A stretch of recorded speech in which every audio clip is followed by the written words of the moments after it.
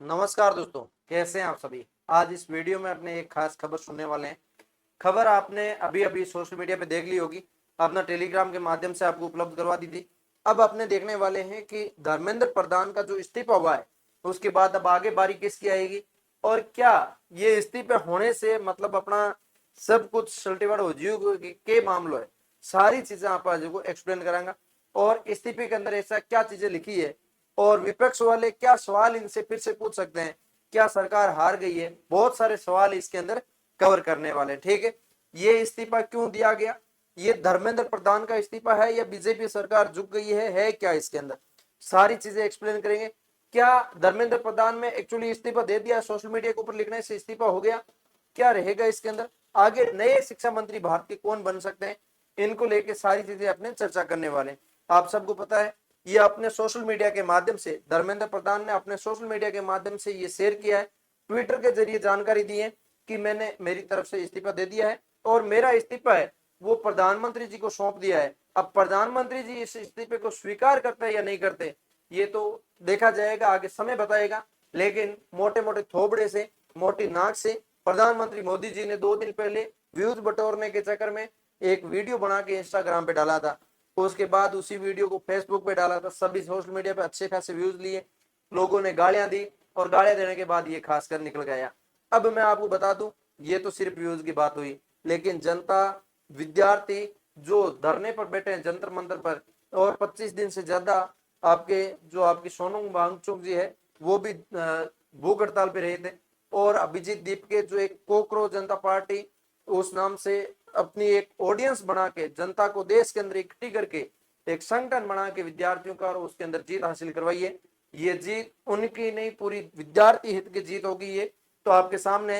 इनके जो social media के ऊपर जो लेटर लिखा गया है, इनके अंदर लिखा हुआ क्या है वो सारी चीजें अपनी चर्चा करते हैं। देखो मेरे साथियों, मैं पिछले 4 दशक से अधिक समय में छात्र और शिक्षकों और शिक्षा सुधार के लिए समर्पित हूँ।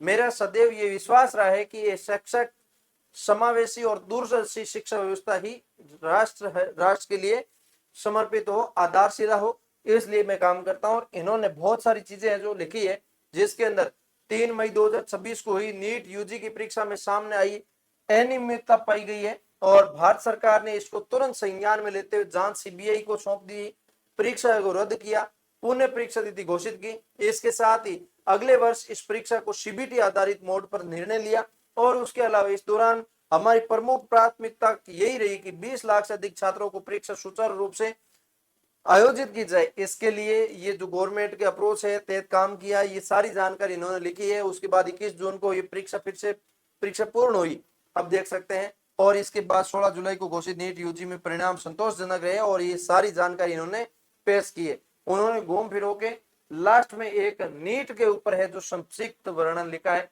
कि ये दिन हुआ है, ये दिन हुआ है। पिछले 10 दिनों में घटनाक्रम देखकर मेरा मन दुखी है। ये मेरे लिए व्यक्तिगत प्रतिष्ठा विषय नहीं है, भारत की युवा शक्ति ही इस देश की असली ताकत है। युवा शक्ति के ऊपर ही इन्होंने जानकारी दी है कि भारत की युवा शक्ति इतनी मजबूत हो गई और इतनी डट के खड़ी है, जंतर मंतर पर पुलिस लाठी कर लिया, सब कुछ कर लिया, फिर भी वो मरने को तैयार है, लेकिन शिक्षा मंत्री को पद से हटाना पड़ेगा, ये इनका मांग है। तो ये इनका कहना है मैं इस पद से इस्तीफा देता हूं। ये अपनी तरफ से आपका धर्मेंद्र प्रधान ये रख रहा है। प्रभु श्री जगन्नाथ जी के आशीर्वाद से मैं भविष्य में भी भारत माता, उड़ीसा की जनता तथा देश के युवाओं की आशा आकांक्षाओं को पूर्ति हर संभव रूप से स्वयं को समर्पित रखूंगा। ये आपके सामने मतलब एक इस टाइप से लिखा है इन्होंने। ये अपना मैंने अपना त्याग पत्र माननीय प्रधानमंत्री जी को भेज दिया है। मैं आदरणीय प्रधानमंत्री जी के मार्गदर्शन, विश्वास, निरंतर सहयोग, हार्दिक कृतज्ञता व्यक्त करता हूं। साथ ही मंत्रिपरिषद के अपने सभी सम्मानित सहयोगियों, मंत्रियों और अधिकारियों के कर्मचारियों तथा उनके सभी व्यक्तियों का आभार व्यक्त करता हूं जिनके पास मुझे कार्य करने का सौभाग्य प्राप्त हुआ। राष्ट्र सेवा मेरे जीवन का सर्वोत्तम प्राथमिकता है, इसके लिए मैं सदैव समर्पित रहूंगा। ये मतलब कुछ जानकारी इन्होंने पेश की है और उसके बाद इन्होंने अपनी तरफ से इस्तीफा दिया है। तो आपको मैं बताऊं तो ये प्रधानमंत्री जी के पास भेजा, प्रधानमंत्री जी स्वीकृत करके और सिग्नेचर करके दे देंगे और इनका इस्तीफा हो जाएगा। अब क्या ये इस्तीफा होने से ये घर पे जाके बैठ जाएंगे, कुछ नहीं करेंगे, ऐसी बात नहीं है। भारत के अंदर कितने जो सांसद है वो मंत्री बनते हैं और मंत्री बनने के बाद वो एक उनको मंत्रालय दिया जाता है उसको संचालित करने के लिए, उसको चलाने के लिए। जैसे कि इनके पास शिक्षा मंत्रालय था।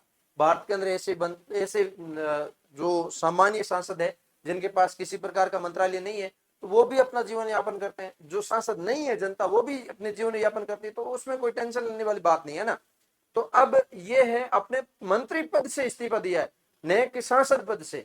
ये अपने पद से, जो पद उनको सौंप रखा था मंत्री परिषद का, जिसके अंदर शिक्षा मंत्रालय इनके पास था, शिक्षा मंत्रालय का ये कार्य अब नहीं करेंगे। हो सकता बीजेपी सरकार इनको कोई ना कोई दूसरा है जो मंत्रालय दे दे, तो ये रहेगा आपके सामने।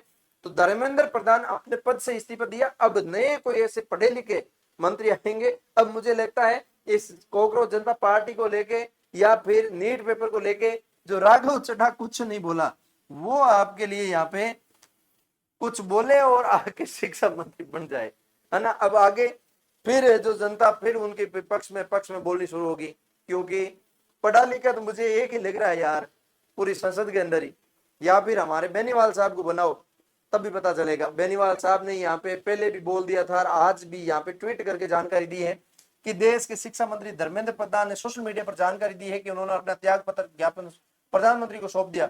मैं प्रधानमंत्री जी को कहना चाहता हूं कि वो शीघ्र सार्वजनिक रूप से ये स्पष्ट कर दे सरकार ने शिक्षा मंत्री के त्याग पत्र को स्वीकार करने का अनुशंसा कर दी है, और शिक्षा मंत्री में यदि थोड़ी भी नैतिकता होती तो वो आंदोलन के आरंभ होते ही त्याग पत्र दे देते। इससे जंतर मंतर पर लेकर जो संसद के अंदर हंगामा हुआ वो सारा नहीं होता। बच्चों को नहीं लगती, एजेंसियों को ज्ञापन सौंपी गई हो, इनका त्याग पत्र देना चाहिए ताकि जांच की निष्पक्षता पर कोई प्रश्न चिन्ह न लगते। ये अपनी तरफ से प्रधानमंत्री को भी सुझाव दे रहे हैं, जनता को भी बता रहे हैं, सारी चीजें आपके सामने कर रहे हैं। और ये मेहनत का युवाओं की बड़ी जीत है। हमने शुरू से ही शिक्षा मंत्री को बर्खास्त की पूरे जोर से मांग की थी। प्रधानमंत्री जी, आप वीडियो अपडेट के माध्यम से युवाओं के हितों की बात कर रहे थे, आपका संदेश ही देना था तो शिक्षा मंत्री को आप बर्खास्त करते। आखिरकार देश के युवा एकता ने सरकार को एक बार फिर से झुकने को मजबूर कर दिया। अब देख लो भाई, मोदी जी काल फिर थोपड़ू लेके आए, आप साहब को थोपड़ू लाके और बताओ था क्या हुआ, मैंने मंत्री का इस्तीफा दे दिया है, मंत्री का इस्तीफा ले लिया है, ऐसा बोलते। काश उस टाइम बच्चे खुश हो जाते, वाह क्या बात है। आज तो ये इन्होंने अपने सोशल मीडिया के माध्यम से त्याग पत्र दिया है, और ऐसे त्याग पत्र होते रहते हैं, बहुत बार होते हैं। लेकिन इसके अंदर एक मतलब ऐसे समझो बहुत बड़ी है जो बच्चों की उपलब्धि निकली है, जिसके अंदर विद्यार्थियों ने एक संगठन बनाया है जो कॉकरोच जनता पार्टी बनी है। और कॉकरोच नाम जहां से निकला, सीजीआई जो निकाले हैं आपके, हमने जो आपके कॉकरोच के नाम किसने कहा था, ये आपके जज साहब ने कॉकरोच के बारे में कहा था कि ये तो पढ़े लिखे कॉकरोच है, ये तो विद्यार्थी थोड़ी है। तब उन्होंने एक संगठन बना के इतनी पावर दिखा दी कि कॉकरोचों के अंदर क्या पावर है। पावर ये है कि मंत्री तक का इस्तीफा ले लेते हैं। तो जज साहब आप तो क्या ही हो, तो आपके लिए ध्यान रहेगा कि आप अपने पद पे रहते हो तो अपनी पद की मर्यादा के साथ बात करें, बच्चों को बदलाएं। पढ़े लिखे बच्चे हैं, सब कुछ कर सकते हैं, सब कुछ संभव है, और ये आपके सामने संभव करके दिखाया है। तो उम्मीद करता हूं मैंने सारी चीजें आपके सामने पेश कर दी है। और जो राजनाथ सिंह कह रहे थे कि हमारी सरकार के अंदर मंत्रियों के इस्तीफे नहीं होते, उनको बता दूं ये इस्तीफा आपके सामने देख लो। ये विद्यार्थियों हित की पावर है तो आपके सामने है। झुकाने वाला चाहिए, झुकती है सरकार, सब कुछ होता पॉसिबल है। तो मिलेंगे इस वीडियो के साथ, तब तक के लिए जय हिंद जय भारत।